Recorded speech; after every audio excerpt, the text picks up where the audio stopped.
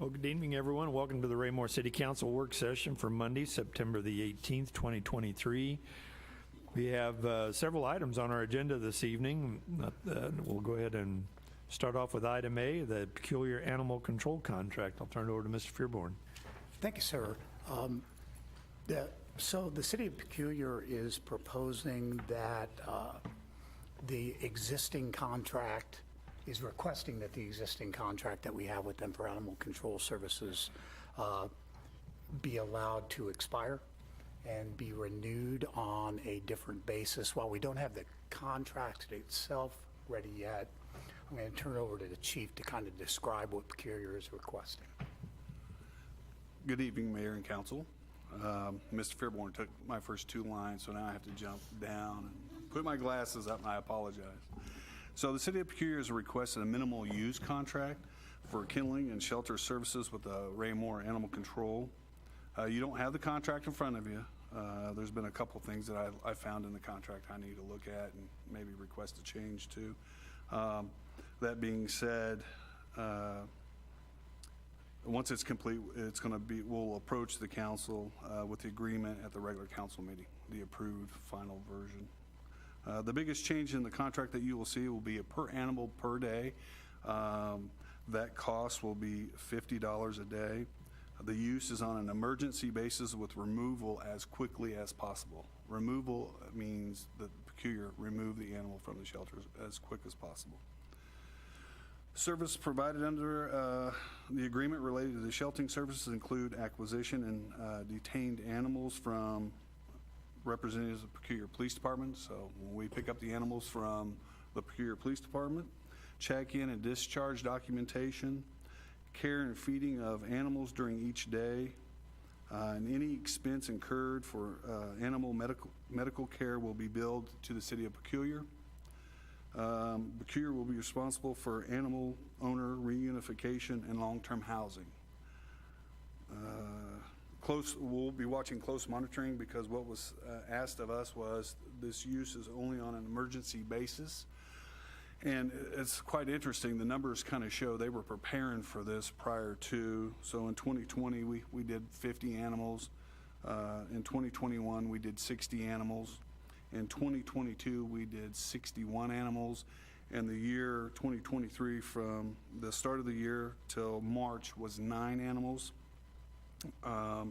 And then from March to June, which he requested June, first part of June be the termination of the contract, we took in none. And they did a proper 90-day notification, and it had nothing to do with the services provided since 2020. He was very complimentary of our services. As you all know, everybody is short personnel, and again, that was his reasoning was budgetary constraints and the need to allocate those funds to bring in new officers or bring in officers to Peculiar Police Department. And really, that's all I have. Is there any questions? Again, this is real short-term sheltering service, kennel services. Our Raymore Animal Control officers would not be involved that much with. In the previous contract, they went a long ways to help foster and find long-term housing for some of these animals. Of those numbers I gave to you, there were 17 that were actually returned to their owners out of all those years. So that tells you how much work our animal control officers had to do in the past, and we're not going to do that. That's going to be the responsibility of the Peculiar Police Department. I'd be happy to answer any questions. Chief, I had a question. You mentioned the numbers 50, 60 to 61 over the prior 3 years. How many animal care days did that equate to? Was it quite a few with regard to that? Because you talked about they leaned on us quite a bit for fostering and adopting, potential relocation, things like that. I didn't add up the days. I think those days were substantial due to the fact that only 17 were returned home to the owners. So that would mean that something else happened to, all those other animals. And I know that over the years, animal control has taken great lengths of keeping the animals as long as they can to find homes or foster homes or, permanent homes for the animals. And one of the differences in this particular contract is there would be minimal stay time Minimal. on those animals. I mean, you'd prefer to turn them over within a Immediately. day or two. Correct. Yeah. Okay. Sonia? Thanks. A few questions. So Peculiar Police Department is going to work on finding foster homes for those animals and/or getting them adopted? Well, that'll be those animals come from their community, so Right. they're going to be responsible for taking that further. And I believe, I don't know what all they're doing, but I believe they've already taken some steps with trying to reunify some of the animals in a quicker fashion to the community. Okay. But that's going to be on Peculiar to Yeah. take care of those fostering and adoption type situations. I guess that's my question. If we know our animal control officers were spending quite a bit of time on that, I'm wondering, are the animals actually going to stay longer or not so long if they're having to find officer time for that to happen? Just my thinking. Well, one of the two things I wanted to get back with Mr. Fearborn and Mr. Zur is the length of stay, to make sure that is documented in the contract, just what that looks like. So after so many days, if it's a Raymore animal and we take the Raymore animal into our shelter after so many days, that animal belongs to us. And then we try to adopt. So we have to make sure that's in the contract that once Peculiar brings an animal up, at whatever date that is going to be, they need to come pick up the animal, or it would more than likely be a breach of contract. Okay. Yes. I had a few other questions, but I can wait. Go ahead. I was just curious, it sounds like we were getting quite a bit of money from them. How is this going to affect our budget? I know they're already they're pretty busy anyway, but it sounds like, or are we planning for that? Is this going to hurt us? Just make adjustments or? Well, I would, It'll reduce the revenue budget, but the expense budget, they're not related. Yeah, this money did not go to make a direct payment for anything. So in this case, it'll go into miscellaneous revenue. Right. So that was part of my question too, Tabitha, is how much were they paying us before? Was it a flat amount? I know I saw was- the contract, I just don't remember. It was an annual amount of $90,000. Or, I'm sorry, $19,000. 90. I was going to say, that's kind of significant. 19. Okay. And if you'd like to pause so the oxygen can actually come back into the room. We need to get Lisa off the floor back there. I was really going to have to go back with Mr. Zur and figure that one out. And then one other question.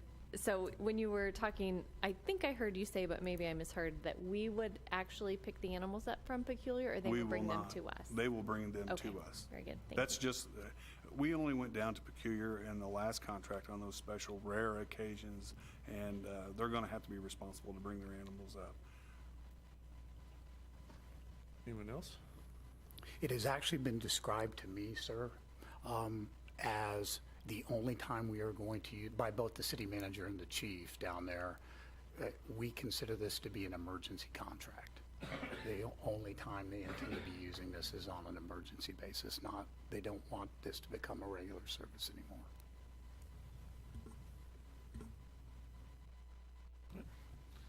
No further questions? Thank you for that information, Chief. And we'll move on to Parks and Rec scoreboards. Thank you. I'm just going to hand this one over to Mr. Mustine, since apparently I take people's first sentences away from them if I say too much. Thanks, sir. Mayor, members of the council. I'm going to pass these around. There's one for each of you. And I'd like to do a brief overview of our program tonight, and then we have a short video we want to show you. And then I'd be happy to answer any questions if I haven't covered everything that you would like to know. So this evening, we're presenting a program from Youth Scoreboards, and they are a company out of Oklahoma that provide scoreboards for, obviously, youth baseball complexes. And this is a lease agreement So before I get into the program, just a quick history. This was a program that they are wanting to expand into the Midwest, being Kansas, Missouri area. They're originally in Oklahoma and Texas. They had one of their local employees up here driving around, happened to see the lights from Recreation Park off the interstate, took a detour and drove through Rec Park, and was on a particular day where we had a baseball tournament going on and we had soccer going on, and the rack was full with volleyball, so the park was hopping, and they were very excited about what they saw. Mostly what they've told Mr. Rulo and I is they liked the drive-in town off the interstate and that small town park feel, and it was packed with and what they noticed was no scoreboards, which is what they're supposed to notice. That's their business. So they were pretty persistent in knocking on our door to get an interview or to do a proposal for us. And what I'd like to highlight real quick is on page 2, I did outline that for you, but I'll read it real quick for you or go through it so you don't have to sit and read it. The facility, which would be us, Recreation Park, would provide the electrical and the location. Youth Scoreboards leases that space of ground from us, and they install scoreboards and then connect to our power. So that is the crux of the lease. They sell advertising space, which pays for the equipment. Once the equipment operational cost is paid for, additional revenue from that advertising is shared with us in the amount of 20% at the end of the year. So it's basically, when you see the lease, it will say a net revenue share of 20% after operational costs are taken into consideration. The other part is any revenue or any advertising that we provide them or leads that we give them that they go out and sell advertising, we gain additional, I think it's up to 50 to 75% of that revenue if we provide the company that they sell to. So that's the revenue sharing portion of the program. The scoreboards are in the pictures, I believe on page, on the first page, you'll see the scoreboards. They are 6x10 LED scoreboards. You'll see on that bottom page, there's a gentleman standing next to you, next to the scoreboard, to show you just how large these things are. And they are operated through a QR code by your smartphone. So the home team would go in and log in the QR code, type in the code. So if you see in the middle of that, on each scoreboard, there's a different number in the middle. That's the QR code pulling the game to the scoreboard. And it's very basic operation right off your smartphone. So as a home team on a baseball game keeps the home books, you would also just keep the scoreboard. As soon as the game's over, that code expires and the game's off the air, and it goes back to default setting of just the advertising between the games. There's an 8-second delay on batters, so it'll pop up during each batter, and then there's a 2-minute program in between innings. And so it's constantly running advertisements, and then late in the evening, much like we do with all of our parks and stuff, there's an automatic shut off that the scoreboards will shut down for the evening, and so nobody can go in and queue it up with their phones. And that was something that we had talked about that they had not been doing, and have customized that for us per our request on that. So that was a neat thing. A couple more things, and then the video will explain it much better, and then I'll answer any questions. But we did invite them in. We sat with Mr. Fearborn, Mr. Murdoch, and Mr. Zur, and had a presentation by them, and they were very diligent in answering all of our questions and were very responsive. We were invited, my staff and I, and our Economic Development Director, Ms. Lee, were invited to the grand opening of, or what they call the light ups ceremony, 3-2 baseball, which is the first complex in the Kansas area. And we were given pretty decent treatment on that. So I think they're very interested in having Raymore, Missouri be the first complex and municipality in the state of Missouri to utilize their program. With that, Mr. Zur has reviewed the lease, and we've gone over that. The park board, I'm here on behalf of the park board. They like this program and wanted me to bring it forward to the council. And So with that, I'd ask Mr. Fearborn first, and If you mentioned I missed it, this would be the first application of this in the state of Missouri? yes, sir. Okay. Yes. And if the timeline works, these scoreboards, they already have the 4 boards in storage in Kansas. And so the timeline for us would be the installation of the electric, and then we would have scoreboards on opening day in the spring. And so that would work through that process. So we'll have Ms. Williams play the video, and then I'll answer any questions. Football coach have to do with Kansas City area youth baseball? KCTV5's Neil Jones has the answer. It's not that often that a Super Bowl winning coach turns up at a Kansas City area youth field, but that's exactly what happened today, as former Dallas Cowboys head man Barry Switzer is at the 3-2 baseball complex in Lenexa, singing the praises of kids sports. Kids that play that learn so much so quickly about really life, about competing, about having goals, setting goals, working toward those. Switzer's company is unveiling a new scoreboard system here. It may look like your traditional analog scoreboard, but it's actually a 6.5 by 10.5 LED screen. John Phillips played for Coach Switzer at Oklahoma before moving to Kansas City in the 1990s. He's the CEO of Youth Scoreboards. Between outs, between innings, between games, we have advertisements that drop into it from the cloud. And the whole system can be accessed with any smartphone. They have control of the board, they control the outs, the innings, the timer, the pitch count, everything. And it's very intuitive. There's nothing like it at the youth level for the simple reason that it was designed for major college football. First one we did was University of Texas, and ended up having Tennessee and Alabama and SEC. We had Texas A&M. But one night spent watching a kids' baseball game convinced Switzer and his partner that youth complexes are in need of scoreboards. There's no scoreboard. There's nothing. Everybody's yelling at the scorekeeper, the team mom, what's the score, what's the score? Well, about the middle of the game, she's going to tell them, you figure it out yourself.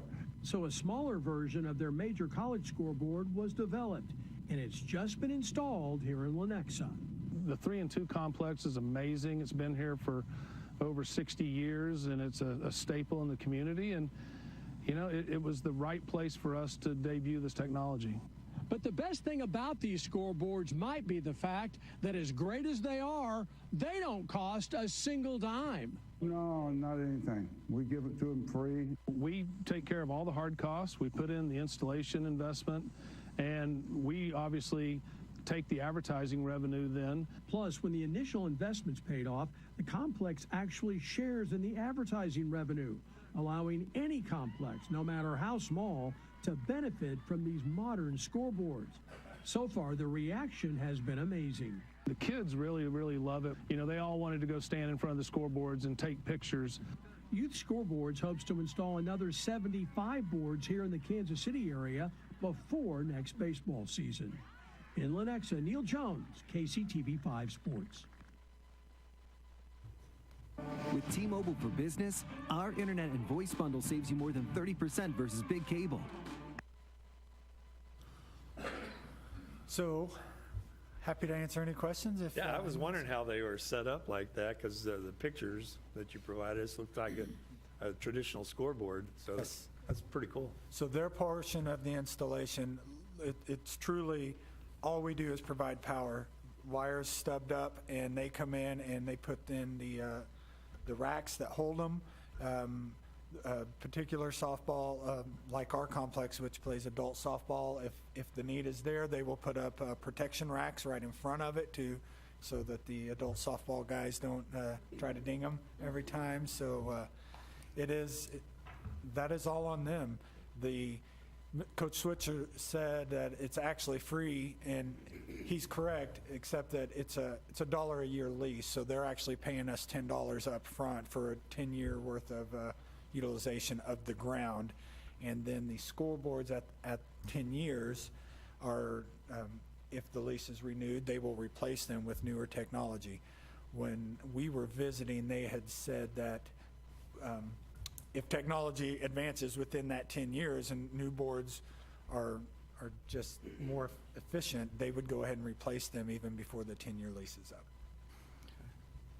Mr. Mustine, could you speak to advertising content? Because that was an extensive part of our conversation. Absolutely. So one of our initial concerns was the type of advertising. We have our own policy and our sportsmanship and partnership policy on what content we allow on our uniforms and just advertising in general. And so that was a big question. Within the lease, there's a clause in there, and it's actually more strict than what we do. And so any company that would want to go through this would go through their program and their procedures first before they even come to us for approval on that. So we went through several scenarios, and most ideas that we would say that we would turn down are already shot down by their company before it even comes to us, and that's outlined in the lease. But we still get a say as a city. Absolutely. Yes, sir. And you would still have an opportunity for locals to have the banner signs on the fencing? Yes, it actually worked out really well because most complexes put their banners on the inside of the fences. We never have. We always called it our business walk, where we put it on the outside as you walk up, and that would have no effect and no bearing on our program whatsoever. Okay. Those smaller businesses and banners, they would have the opportunity to buy up and go into that, or stay with the program that we offer, which is just banners and uniforms. It really is two different programs. And who manages that? Not you guys, right? They go directly to the scoreboard people? Yes, for if they want to be purchase? on the televised boards, they would go through youth scoreboards. Now, we can direct them and send them in that direction, but Gotcha. we would have nothing to do with that other than at the end of the year, within the lease, it talks about at the end of the calendar year, we're provided basically a PL sheet of what they've done, and then once they've covered their cost, then it would outline what the revenue sharing would be for us. Gotcha. Okay. Good. Sonia? Just a quick question. So covering their cost of installing them, is that the only cost? Or my other question is like vandalism. Do they take care of vandalism or any weather damage or anything Excellent like that? questions. So I'll answer the first one first on the operational cost.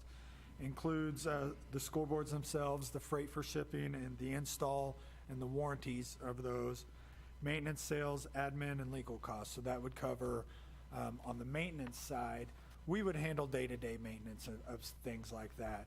Any electronic malfunctioning, things like that, we call in their company, and in a case like that, the board would go down and we would just play a game typical while they're bringing that out.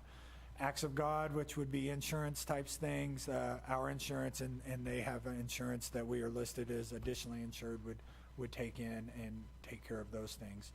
So little maintenance things like that we would handle, but the bigger stuff is outlined in the lease where they would take care of that.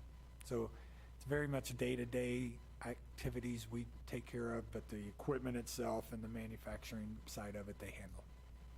Don, did you have a question? You might have said at the beginning, so like a left-handed hitter would be prime to hit one in the right field where the scoreboard's at. They are protected from, or do they have something in front that, I could see balls hitting those all the time. We asked that question. That's at their discretion whether they put the protective screens up. When we told them that we play Sunday night softball, adult softball every Sunday night from basically April to October, the first thing they said was, I think we need those screens. Yeah. And we just said, well, that's up to you, because if they hit one and bust the front of it, that's on them. Yeah. That's on them, okay. And then the cost to power these, do we have any estimate on what it would cost? I know LED is a lot cheaper than what we used to use many years ago, but to have those running on the weekends or whatever. We don't have an initial cost on what it would be on a day-to-day basis. We have an estimate on what it would cost to get the power to there, but they would be on their own power source, and they said it was minimal. Steve, do you remember when? We basically said it's a minimal expense because of the LEDs. Right, and the 3 and 2 complex said in the first month that they were doing it, it was literally just dollars in comparison to what the old analog system would be with the bulbs and things like that. So, do we have power already run to these locations, these scoreboard locations? Or what? No, that we are in the process of working on the power. That is really our responsibility. This program doesn't go until we have that power in place, and so that's the process that my staff and I are under and doing Okay, right and now. ultimately, we'll get an estimate on that before. I would hope, if all goes well and this program is approved, I'll have a bid and a budget amendment to you within the next month on. Then last installing question. power. During the daytime, depending on where these are positioned, if the sun's hitting a scoreboard, is there still visibility during the day, or is there, I mean, sometimes, you take a TV outside and you turn it the wrong way, you Right. can't see it. That's an excellent question. It's one of the reasons why they did their light up ceremony in the middle of the day, and you can't tell the sun's out. You can see them, and if you've been to 3 and 2, there's several ball fields all within the area. We were 3 ball fields away and could see the scoreboards on all 3 fields just as clear as day. And so I don't think anybody will be disappointed in how nice they look. And can we get Barry Switzer to come to our light-up ceremony? I will work on that. I cannot I saw promise Jordan you, got but I an will work autograph on with that. him. Yeah, I mean, yeah. Yes, you'll be seeing the economic development position posted very soon, sir.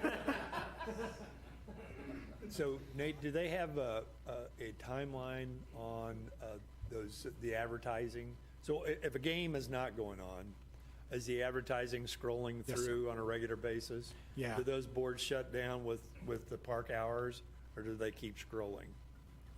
That was a significant component of the conversation, and we insisted that we be allowed to shut those. I was worried that some rogue scoreboard controller from the home team who's all upset could go out there and re-enter, but you can actually hard shut these things down. Okay. And there is a program in place that he outlined, Mr. Walker, when he was here, basically talking about how advertisements run from a game, from the starting pitch to the final pitch, of how the advertising works and simultaneously with the game. So I know on the video, Mr. Phillips said the advertisements will run between innings, during warm-ups, even between batters. There's like a 5 to 8 second delay between a batter walking up, and so they'll time advertisements in that, but they're very subtle, and we'll shut down and go back into the scoreboard. Interesting. Okay. Do you have something, Dabo? Yeah, I have 2 questions. One, I see where we're going to be putting these. Are we talking to any of the residents that live near here? Because I know sometimes like the Trans-West sign, that sucker's bright. So you're talking about you can see it during the daylight. I'm curious to see how bright these are going to be for the residents living around them. I would anticipate to say that the actual ball field lights these aren't going to have much impact based on what the ball field Sure. lights are, and they won't be on after dark once the lights are off anyway. That's fair. And then I like the idea of the app, but how do you kind of control that?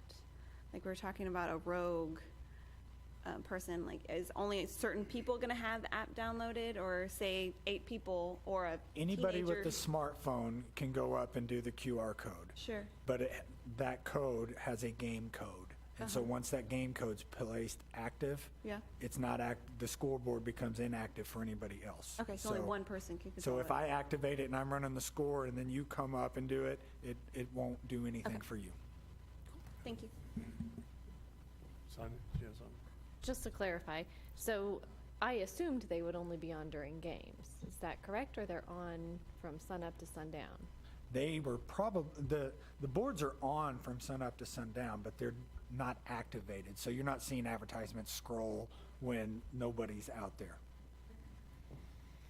You have something, Kevin? Yeah, thank you. Obviously, this company's been around for a little bit, and they started like Texas, Oklahoma. So to give you an idea about how many facilities that they have running their scoreboards, and do you have any idea? I don't have a number for you. What I do know is that they are very popular in the Oklahoma City metro area and the Dallas-Fort Worth area. And what is unique about our situation is we're one of the first municipality-owned complexes that they've worked with. Most of those down there are private, like 3 and 2 baseball or are like what used to be the RYAA here. They're working more with parent-owned organizations. So we are one of the first municipalities that they've had to work with, which is unique for them because they are not used to the timeline where I'm having to hold them back, say, listen, we got a park board, we got a city council, and a typical contract can take up to 8 weeks to get passed. And they're saying, we got the boards now, we can have them plugged in and ready to go next week. Like, oh, well, we appreciate it. We'll just let them, they'll still be new when we get there. Since they're electronically controlled and really shaped and with the media that shows up on the board, are you looking to maybe as we get into soccer down the road and stuff, doing something with that? I asked that very question if they were branching into other sports, and I was told a hard no, that we're baseball right now. Right now, okay. So that's where we left, but that was one of the things I asked as well. Mr. Townsend? Ms. Forster asked one of the questions I had, but I'll expand on it. So if the first come, first serve, if you will, with regard to logging in with the QR code, what type of redundancies are built in? So should I not be cognizant of my power on my cell phone and it dies, I'm the one that has the score, what happens? Is there any redundancies into the system? I would love to be able to answer that. Okay. That Well, is as one you of the that is one of the trainings that we'll end up having once we do that. I did not ask that question. Just as if this progresses, that's probably a question to get. Yes, I am sure that they've got some type of mechanism in place. If a cell phone dies, they can get it back up. But we didn't get into that. I wanted to get a yes before I know too much about it. Yeah. Thank you. For those long games, I guess? Yes. Youth games? Right, okay. Anyone else? Yes, Mr. Holman? So it looks like from the diagram, the intent, if approved, would be 4 scoreboards, the quadrangle, is that right? 1 for each of the fields? Yes, sir. And then not too long ago during our foundation board meeting, we had authorized disbursement from the foundation for, I believe, scoreboards. Is that at a different location? Or are you going to use that money for something else? No. Excellent question. So the park board has in their capital program in FY26 a project for scoreboards, to put 4 scoreboards in those very locations, utilizing $13,500-ish. I think it's $547. That was designated from the Park Foundation, originally from the RYAA, specifically earmarked for scoreboards. So we will use that $13,500 for a portion of the electrical installation. And then when I come to you in a month, there'll be a budget amendment from the park fund to supplement the additional funds to finish so that money will be utilized for scoreboards, and ultimately that project in FY26 will be removed from the capital program. Thank you, sir. Anyone else? But there's nothing else on that. Nathan, thank you very much. Good presentation. We'll move on to item C on our agenda this evening, which is deals with our first crack at the FY 23-24 budget. And I'll turn it over to Mr. Fearborn at this time. Thank you, Your Honor. Every year, we go through this, and here we are. The budget stands as proposed. The only change right now, you've kind of heard some of these things, like the animal control contract, probably going to be changing the revenues there. Have no idea on the scoreboards from tonight when that budget amendment will go through. Once everything filters through, it could be a budget amendment at the end of October for this year, or it could bleed into next year. Those would have both of those would have non-material minor impacts on the budget.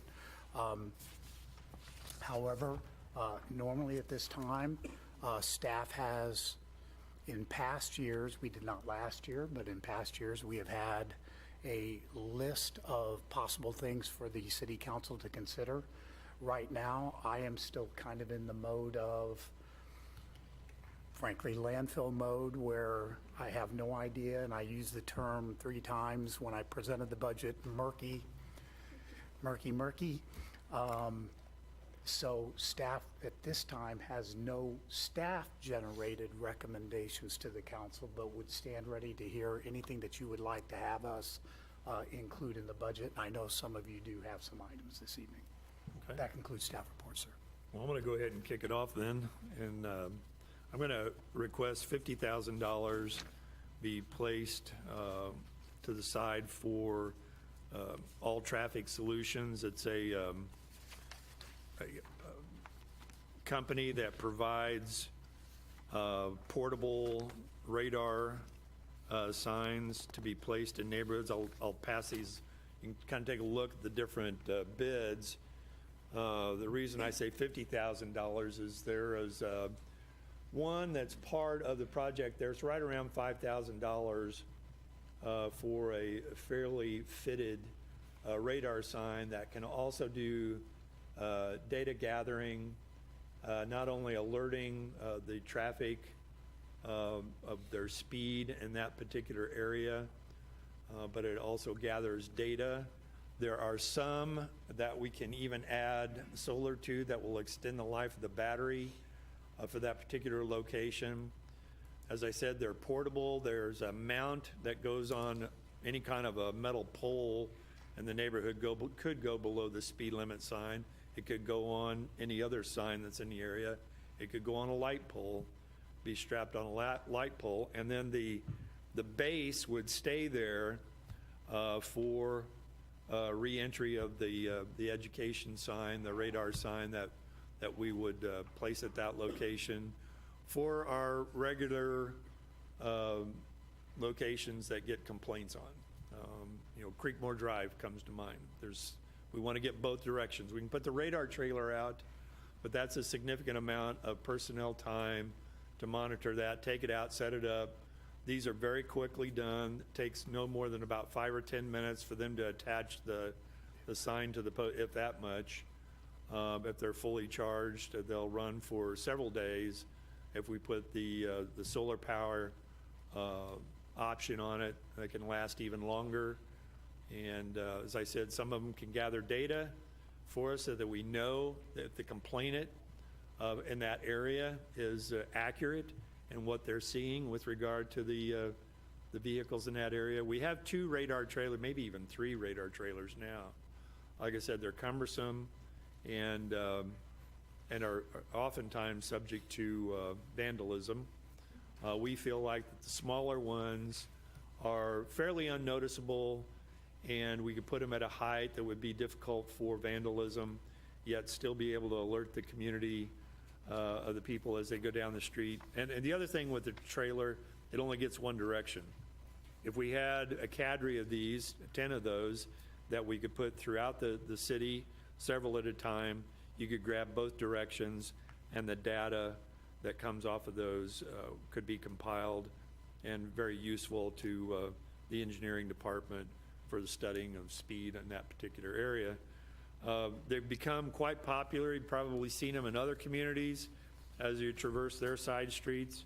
And I just think it's a wonderful tool for us as we grow, and we have oftentimes problematic streets that are becoming busy. And I know that personally, I know that we hit that when I was police chief. We hit Sunset really hard with traffic enforcement and education. And while we still see some violators down through there, it has modified their behavior enough that I do feel like that I hardly get any complaints from Sunset anymore because I think we did hit that pretty hard with enforcement. And I think with this type of notification system that flashes when people exceed the posted speed limit, it'll help with that education program, because that's really what the trailers are all about. They're not about writing people tickets. They're there to inform people that some are being lazy and not paying attention to their speeds, and others are problematic. And somebody's standing out in their yard, they can write their license number down and report that too. Speed limit sign said that, so I know what they were doing when they went by. But anyway, I think it's a great investment. Anyway. I would concur with your assessment, sir, and I think the amount that you put in there, if we can get 10 signs, I think that's a good starting point. It'll give us a good assessment for a long-term tool that will help with a number of citizen-generated complaints and allow not only that message to the motorists, but that, as you said, the collection of data, which will let us know if we have more serious problems that require more of an officer presence in that area. In a related vein, I would like to put 13,000, I believe it's 400. We did 2 flock cameras at 6,700. Is that correct, Mr. Trueborn? I was looking for it in the book. I'm pretty sure that's right. I would like to put 13,400 in for an additional 4 flock cameras. We have the mobile camera that I think Joe put in money for a couple years ago, or inserted money, and then we went to the stationary camera. We've seen great success with that. In fact, we just got an update last week, if you all remember. They made another arrest off of that. More coverage throughout the city means better public safety, better surveillance, and better peace of mind for our citizens. We know public safety is, if not number 1, it's in the top 2 or 3 concerns of our citizens. So 13.4 for additional 4 flock cameras. Okay. Is that about how much we would need for that? Is that right? Okay. All right. Anyone else have any suggestions? Tabitha? I'll admit, I didn't read that the way that I thought that's what was gonna go down, so I don't have the exact numbers or information to say, but I would like to look at the park budget in the sense of the trails being there this weekend the whole time. I saw several people almost trip over just the maintenance of it, and I know our crew is doing what they can with the budget they have, but if there's just some way that we could give them more money to have someone to help maintain the trails that we have, the cracks, the weeds growing in them. So I'm sorry I don't have more information to give the exact amount and detail with it, but just from the experience that I've had and the complaints I've been getting. Please.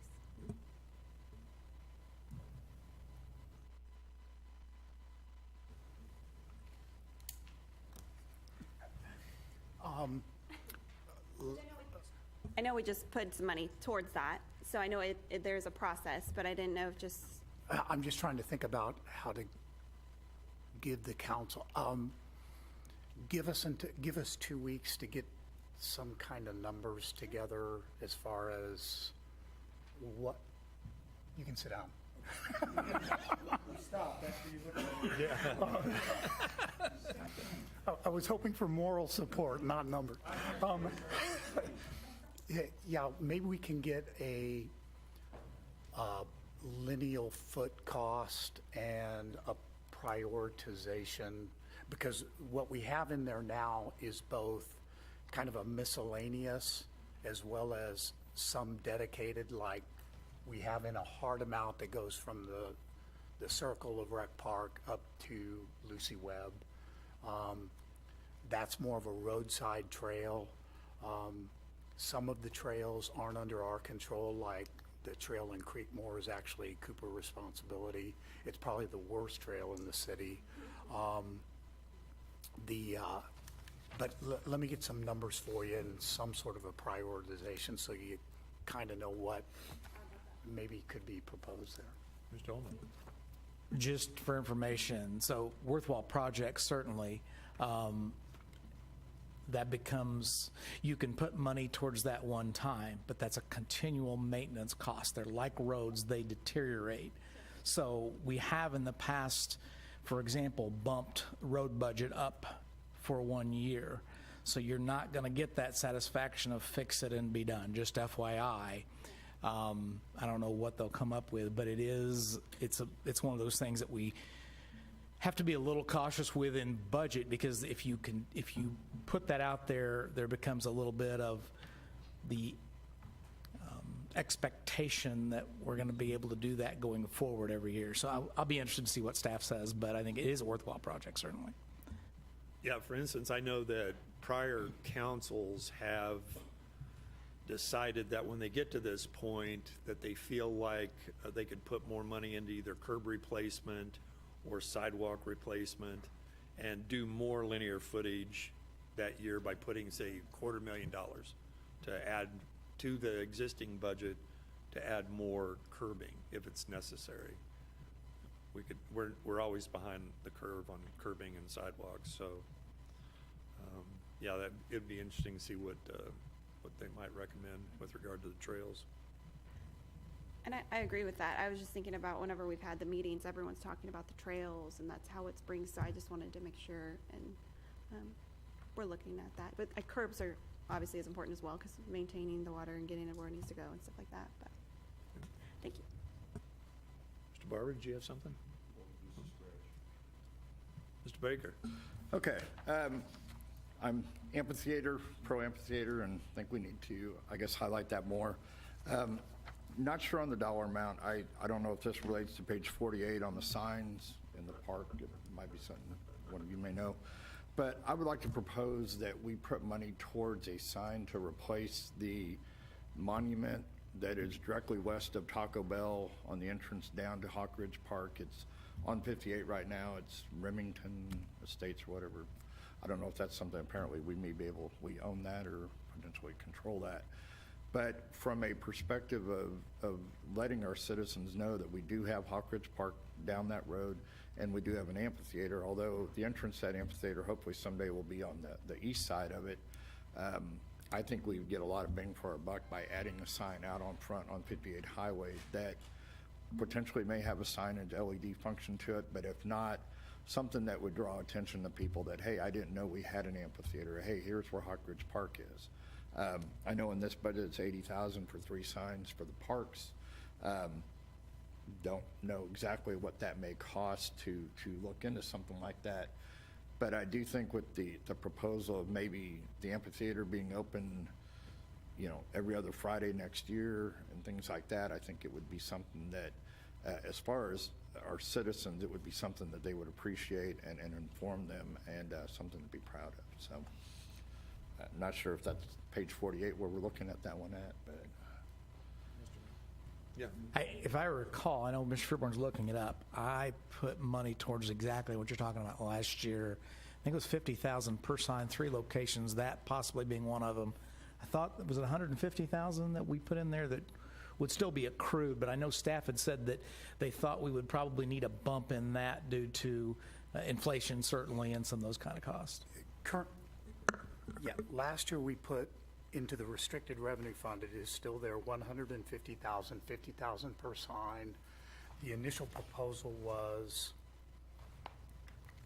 that location, sir, $50,000 digital sign in front of the Justice Center when it is built, or possibly before, $50,000 for that sign, and then the entrance to Rec Park.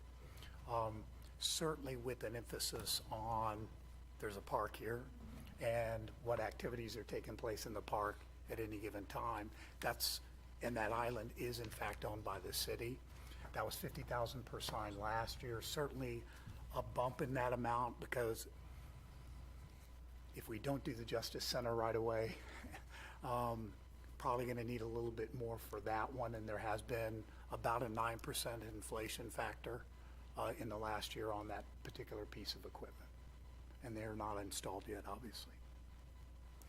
So you might want to consider bumping the 150,000 by either a percentage amount or a hard amount.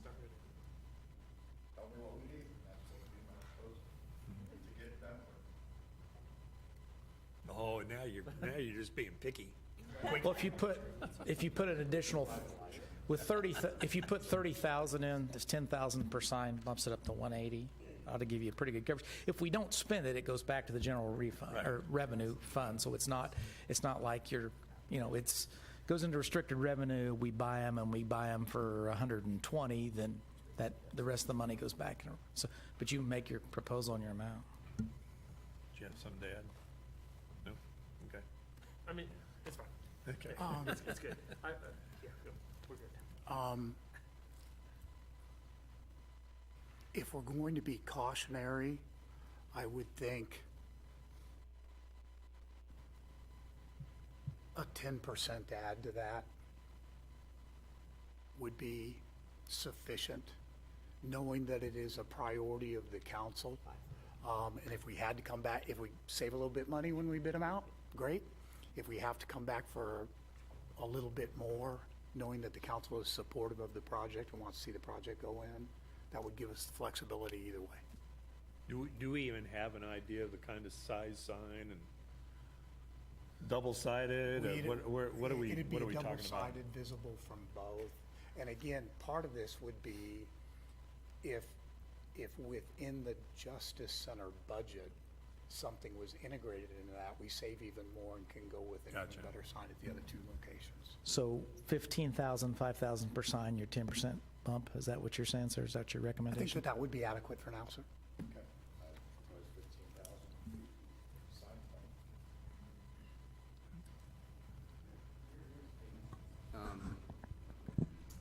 Similar to what we just heard from the scoreboard, there's a company that has a similar model for this type of signage where they put them in for free.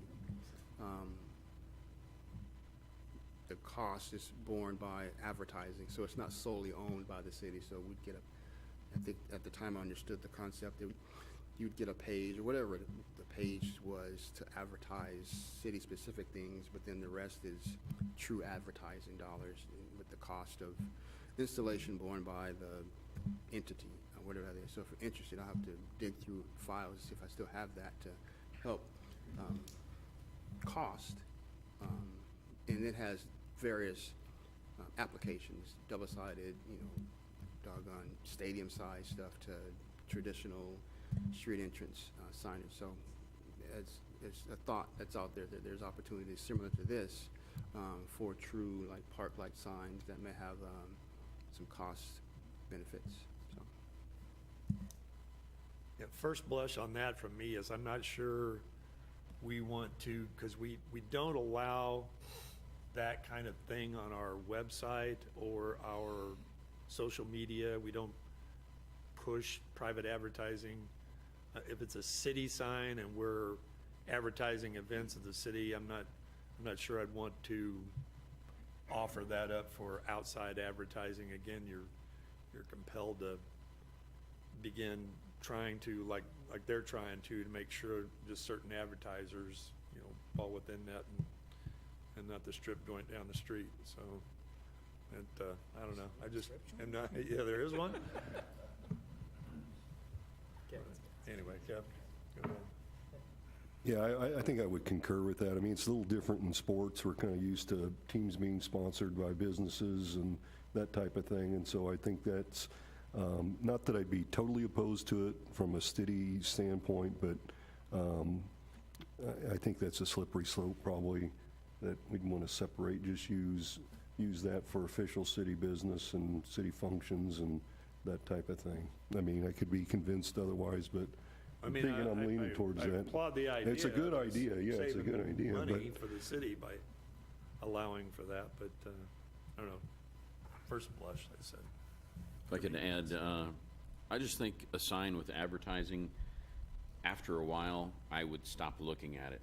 If I look at it when I'm driving by and I see advertising, and every time I drive by, I don't see something about the park, when I happen to be going by, I stop looking at it forever. There are signs in our town, I don't even know where I know there's some right at the entrance to our town that are up. I never look up there because they're not something I want to look at. I think if there was just less information and it was specific to what's down the street, it would be more impactful. But I would love to save money. So that's obviously a priority. Just one thing to add to the signs as well, because I've been thinking about this for a while. If you start at Dairy Queen and go all the way down to the fire department, there's 9 signs currently that have digital messaging on them. Most of them are the same size. I don't know if that's an ordinance or something about height and all that. But I do think that may be something we need to consider too with the design of the sign, maybe having something that stands out more, because when you go down now, some signs are multicolor, some are just yellow, but it is something to look at to get our bang for the buck out of the sign and not just make it like everyone else's. So.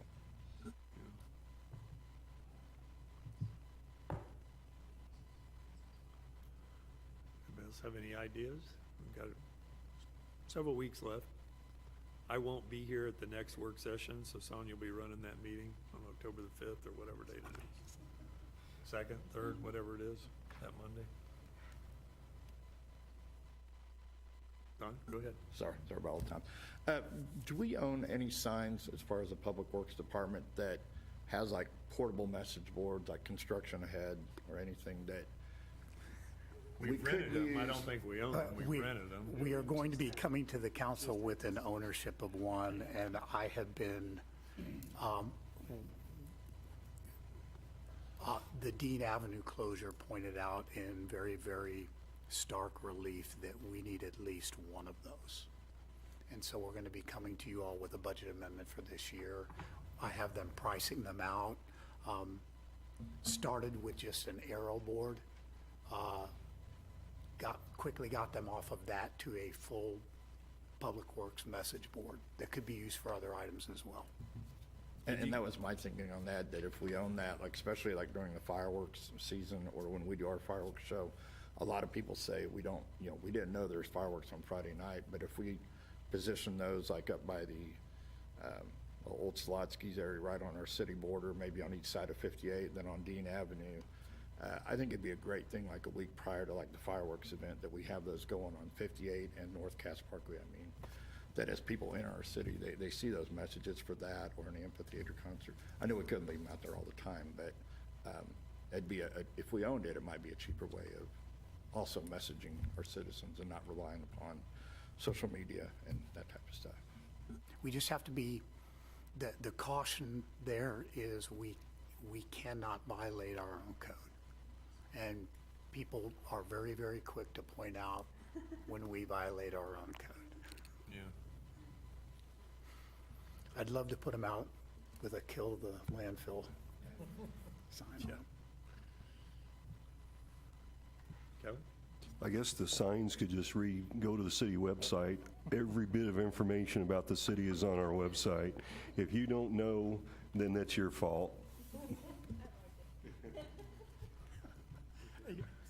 A flashingraymore.com 24/7.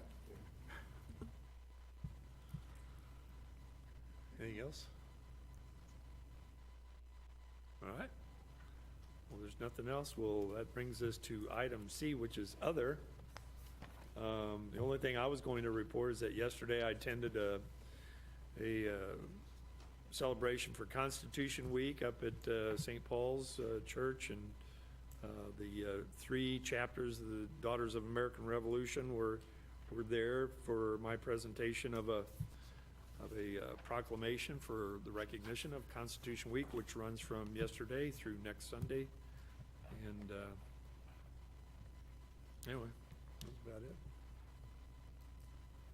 Anybody else have anything? All right. Well, thank you all. We'll stand adjourned.